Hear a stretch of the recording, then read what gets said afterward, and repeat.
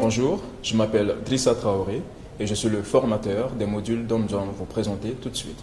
Ce module portera sur la gestion post-récolte et transformation des produits agricoles, plus précisément sur le séchage amélioré des produits agricoles. Cette présentation a été élaborée par SAA Mali. Pour le sommaire, nous commencerons par une introduction, ensuite nous verrons les objectifs, le public cible ainsi que le contenu composé de la définition du séchage, les différentes méthodes de séchage, l'effet du séchage sur la qualité des grains, les conditions à remplir avant le séchage des grains, la méthode naturelle de séchage des grains avec l'utilisation des bâches, des nattes, etc., les autres types de séchage au soleil tels que la solarisation et l'éclipse, le séchage avec machine commerciale et la détermination de la teneur en humidité des grains. À titre d'introduction, il est essentiel et important de sécher les grains rapidement et efficacement après la récolte et avant le stockage pour les raisons suivantes. Atteindre une teneur en eau suffisamment faible pour minimiser l'attaque d'insectes et de micro-organismes tels que les bactéries, les champignons, etc. Réduire le poids et le volume des grains pour un transport facile et un bon stockage. Conserver la qualité maximale et empêcher la germination des grains. Maintenant, voyons les objectifs. D'abord, l'objectif général qui porte sur le fait d'informer et de former les agents de vulgarisation, les animateurs villageois et les producteurs sur les techniques de séchage des grains. Les objectifs spécifiques, connaître les bonnes pratiques de séchage, réduire considérablement les pertes pré- et post-récolte, réduire les attaques de nuisibles et de champignons, améliorer la qualité des produits, la santé et les revenus des populations. Le public cible, composé des agents de vulgarisation, les animateurs villageois, les producteurs, les commerçants et les transformateurs. Voyons la définition du séchage. Le séchage consiste à éliminer l'eau des produits agricoles tels que les grains, les légumes, les fruits, etc. Les différentes méthodes de séchage. La méthode naturelle de séchage consiste à exposer les produits agricoles humides au soleil et au vent. La méthode artificielle de séchage utilise la chaleur des combustibles dans les séchoirs artificiels. Voyons les propriétés souhaitables pour des grains de haute qualité. D'abord, une teneur en eau faible et uniforme, une faible sensibilité aux brisures ultérieures, une faible quantité de moisissures, une acceptabilité par les consommateurs de leur couleur et de leur apparence. Le séchage approprié permet d'assurer la qualité des grains. Voyons maintenant les conditions à remplir avant le séchage. Tout d'abord, le séchage des grains à la maison, qui est une meilleure option que le séchage au champ. Pendant le séchage à la maison, les grains ne doivent jamais être mis en contact direct avec le sol et doivent être tenus à l'écart des animaux, sinon ils pourraient être endommagés ou mangés. Ce qu'il est important de savoir, c'est que cela peut être fait en attachant des animaux ou en clôturant la zone où le grain sèche. Voici là une illustration qui montre exactement ce dont nous venons de vous expliquer. Maintenant, voyons la méthode naturelle de séchage au soleil avec l'utilisation des bâches, des nattes, etc. Il faut d'abord préparer la zone choisie pour le séchage en enlevant tout objet pointu susceptible de déchirer la bâche ou le plastique. Ensuite, une grande bâche ou plusieurs petites feuilles de plastique ou de sacs en plastique peuvent être disposées de manière à ce qu'ils se chevauchent pour former une grande surface. Mettez les grains propres sur la bâche, le plastique, en une couche ne dépassant pas 4 cm de profondeur.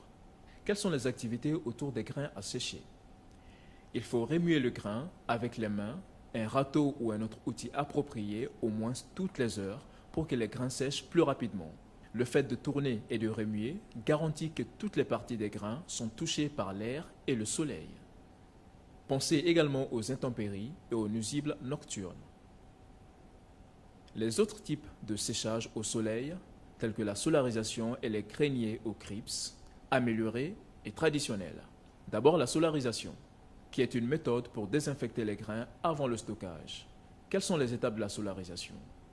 En premier lieu, les grains infestés sont étalés en couches minces inférieures à 2 cm de profondeur sur du plastique de couleur noire ou sur une bâche noire.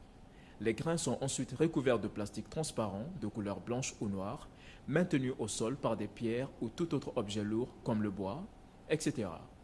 L'exposition des grains au soleil de cette manière à des températures élevées pendant 2 à 3 heures en milieu de journée tuera tous les insectes. Voici là quelques étapes de la solarisation en illustration. Le grenier amélioré. Une structure ou plateforme à double fonction. Séchage et stockage. Le séchage du maïs en épi peut rester avec une ventilation naturelle pendant 1 à 3 mois. Ce qu'il faut savoir, c'est que des recherches en Afrique de l'Ouest ont montré que les largeurs des crips améliorées ne devraient pas dépasser 0,6 mètres. Le grenier traditionnel, conçu en matériaux locaux et très résistant aux intempéries et aux nuisibles, il est très indiqué pour le séchage et le stockage des produits comme le mil, le sorgho, le maïs, etc. Maintenant, voyons le séchage avec la machine commerciale. Pour de grandes quantités de grains et un besoin de séchage rapide, utilisez un séchoir commercial. Ce qu'il est important de savoir ici, c'est qu'il est trop cher et qu'il n'est pas à la portée des petits producteurs. La vérification et la détermination de la teneur en humidité des grains. Comment cela se fait? Les grains doivent être suffisamment secs pour un stockage sûr, c'est-à-dire à une teneur en humidité de 14% au moins pour les céréales. On peut vérifier la teneur en humidité par plusieurs méthodes. Voyons maintenant la vérification et la détermination de la teneur en humidité des grains. Les grains doivent être suffisamment secs pour un stockage sûr, c'est-à-dire à une teneur en humidité de 14% au moins pour les céréales. On peut vérifier la teneur en humidité par plusieurs méthodes. D'abord, les méthodes traditionnelles. Les grains deviennent plus durs au fur et à mesure qu'ils sèchent. Les producteurs peuvent le dire en cassant les grains avec les dents, en versant les grains dans un récipient ou encore en les secouant et écouter les sons qu'ils produisent. Il est important de savoir que ces méthodes sont subjectives et inutiles si le producteur n'est pas expérimenté. Maintenant, la méthode du sel. Une approche plus objective consiste à utiliser la méthode du sel. Celle-ci est rapide et facile, mais indiquera seulement que le taux est inférieur ou égal à 14% d'humidité. Vous aurez besoin d'un pot propre et sec avec un couvercle, du sel et un échantillon de grains. La méthode est bon marché et simple à mettre en œuvre. Mettez le sel dans le pot, assez de sel pour remplir un quart de pot et ajoutez un échantillon de grains, assez pour remplir la moitié du pot. Mettez le couvercle sur le pot. Secouez bien le bocal, puis laissez le grain se reposer pendant environ 10 minutes. Après 10 minutes, si vous pouvez voir du sel humide collé sur les côtés du pot, la graine est trop humide.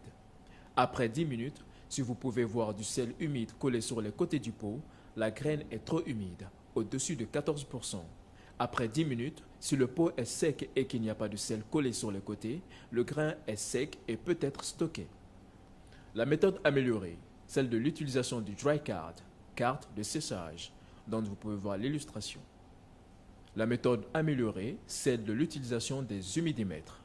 Dans la plupart des cas, la teneur en humidité des grains peut être vérifiée à l'aide d'un humidimètre électronique portable. Cependant, de tels dispositifs ne sont pas facilement disponibles pour les petits exploitants. Il est important de demander à une personne ayant accès à un humidimètre et qui a été formée à son utilisation pour tester la teneur en eau des grains. Voici là une illustration d'un humidimètre. Sur ce tableau, vous pourrez remarquer les taux d'humidité de quelques produits, tels que les arachides, le tournesol, le blé, le maïs, le niébé, le sorgho, le mil, le riz paddy ainsi que le soja. Nous vous remercions pour votre aimable attention.